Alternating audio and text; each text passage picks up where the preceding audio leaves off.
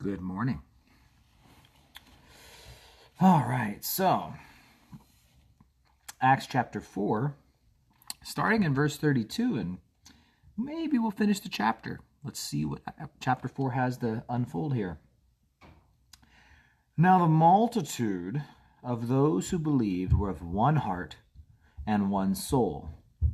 Neither did anyone say that any of the things he possessed was his own, but they had all things in common. And with great power the apostles gave witness to the resurrection of the Lord Jesus, and great grace was upon them all. Nor was there anyone among them who lacked, for all who were possessors of land or houses sold them, and brought the proceeds of the things that were sold, and laid them at the apostles' feet, that they distributed to each as anyone had need. Now, I'm going to say chapter 4 ends right there, even though we could even say that chapter 5 began. It's a good reminder that chapters and verses weren't added until over 1,000 years after these were written. And so sometimes the chapter and verse locations don't always end well, and I'm definitely going to save 36 to springboard us into Ananias and Sapphira. But even this really is leading up to there. But there's some extra lessons we can glean. So, firstly, we see the great unity in the early church, right? We see the church behaving as it ought to behave. I don't know, do I need to explain that? Isn't it just self-explanatory that we ought to have great love, oneness, and just great grace being upon all of us? It's a beautiful thing. And for what it's worth, what we witness here in the early church is that of the state of a revived church. And that's the idea, is that a revival is where we have an awakening of God's people to really live, love, and behave the way that we just ought to act. It's just as simple as that. This is the way we should be. Now, this is the way we should be in general. There are some specifics here that are a bit different. So to start, we see this idea of really forsaking the world. We see that they're not worried about worldly things. In fact, I was just thinking this morning a little bit about our Luke text that we'll be doing on Sunday night. And Jesus says, what good is it to gain the whole world to lose your soul? And we're all pretty familiar with that. But then can we take that saying and inverse it? What's the inverse? What's the opposite of that? And so we know it's not worth trying to gain the whole world if we lose our soul.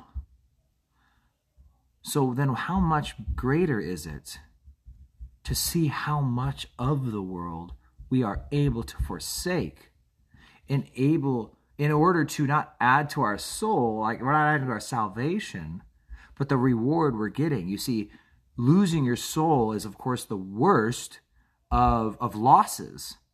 And so to think of the great gain there is in forsaking the world. And so you have to think about it. Now I'm not saying that you have to do this, and I'm not saying that I'm going to do this necessarily.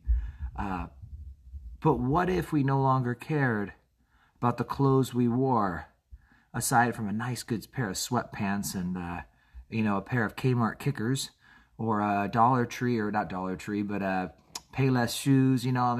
What if we just dressed with what we needed? And what if everyone stopped watching TV and movies? And what if social media was only there for us to share the gospel and communicate God's glory and goodness to one another and to the lost? Social media definitely has a very applicable use. But the point is that once they forsook the world, they found that they had a whole lot left over. When I realized I didn't need this and I didn't need that, and this will get me by. And it's not that they were trying. It's that God changed their hearts. See, the way you could really wrongly apply this is trying to institute communism or socialism within the church. People see stuff like this and they think, oh, that looks so good. It looks so holy and spiritual. Let's enforce it on people. But it doesn't work. Communism's never worked. Socialism's never worked. There's a reason for that, because people impose this lifestyle on the people that don't want to live it. And you see, socialism and communism don't work because you just kill the desire to work and strive, and those who are striving, to try and gain and earn stuff, and then you take it all away from them and you give it to people who don't want to do anything. But if we just sought God and asked God to change our hearts, if we ask God to just change our desires to where we find out that I actually have excess. What shall I spend my excess on? Well, there was no one in need. You see, that's the idea, is that anyone who lacked was cared for because there wasn't need anymore. Now, this selling of land and the proceeds, more than likely, much of this was due to the fact that on the day of Pentecost and afterwards, like we read in Acts chapter 2 about all the different languages that were understood through the gift of tongues and in the interpretation there, people were coming from all over. And I think when they decided they wanted to stay, well, there's no point in holding land in Cyprus, as we're going to see with Barnabas.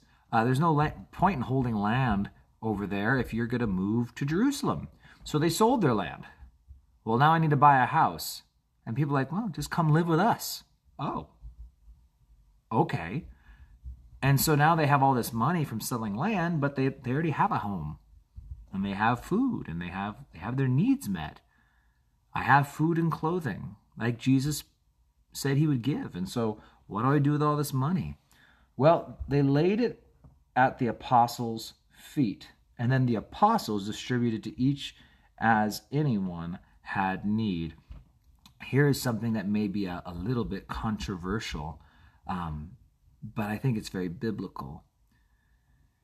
You'll note that these people, and I'm not saying what every person did and that this is the absolute only way, right or wrong, but you'll note that the people brought the money to the apostles and the apostles distributed that money. The apostles did not keep that money. There was no apostolic Learjet, right? I mean, the apostles were very good with the money that they were given to deal with. But the people gave the money and entrusted the local church body to administrate and distribute as needed. Today, something that I just don't think is biblical, and I think what it is it's a lack of trust. It's a lack of wanting to let go. Because see, I like things I can control. I'm assuming you do too, right? Like I like it when I have control on my life, and I like it when I have control on my money. And sometimes it's much easier for me to decide, well, I'm tithing, I'm giving to the Lord, but instead of just giving that money to my church, well, I'm gonna buy a few things that I think the church needs, and I'm just gonna take it out of my tithes. And then I'm going to, there's a couple ministries over here that I think need money. I'm gonna give it to them. And oh, here's a poor person, a homeless person. Let's take care of him. And then instead of giving and laying it at the apostles' feet, we just do it all on our own. Now, are there scenarios and times and seasons when that's practical? Yeah, you're in between churches. Maybe you left a church because you didn't agree. Maybe you found out something bad was going on there and you have not yet found a new church. Where do I send my tithes? Well, trust the Lord, right? This isn't a legalism thing. This isn't a rules thing. But I've known people who have moved across the country and they loved their old church. And I once encouraged them, was like, probably should just keep sending tithes back to your old church until you find a new church. And they thought about it like, yeah, that makes great sense. Like, we don't have to give it, but they gave it to their old church. And all this said, but here's the catch, I guess, because one, we don't like letting go of that control. If the church really needed a new vacuum and you gave the money to the church, they'd buy the vacuum. But if you give the money to the church and the church chooses not to buy a vacuum, well, maybe it's because there's needs you don't know about and they were greater, significant. big needs. But if we want to take the control and, well, the church needs a vacuum, so I'm buying a vacuum, and I'm just going to give them that much less money, well, then the thing goes unpurchased. Well, I'm just going to give it to the poor myself. You know, we had a guy come through our church, good old Joe. I'll say him by name because he came through our church, and that guy had to walk away with like $1,000 to $1,500 after he went to each person and told his sob story, of which, frankly, I'm just being honest, I don't believe. I've dealt with him on numerous occasions now, and his story is always changing a lot. Where he lives, what he does, all sorts of things, always changing. But all that said, he went to each person and got money from them. And I think he was just swindling the church. And this is actually why I encourage our church members, and I've got a few of you guys watching right now, so take note of this again and maybe tell a friend too, is if people want money from the church and they show up needing stuff, send them to the elders. See, here's the apostles administrating, and that's the idea, is that when you send them to the church, we know, we've given you money many times before, and you keep coming back, and you never take our invites to show. Why do you always show up after the service, huh? And this is the case. And so by entrusting things to the apostles were allowed to administrate as effectively as possible.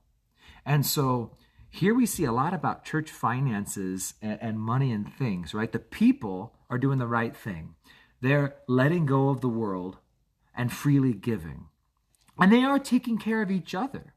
You know, I think a good reminder is tithes and offerings, right? There's the money that I give to the Lord, and that's His, and it's an amount that the Lord kind of decides with you. You give proportionally and regularly, and there's all those verses that we could go over. We've done in our church. We went through Proverbs a couple times, actually. I think Malachi and Proverbs, we did some talking about what the Bible has to say. But then there's offerings, right? And then that's other stuff. I'm taking care of the people in the church. I'm trying to be giving and help and work. And then, but at the same time, we're entrusting people to administrate God's money well.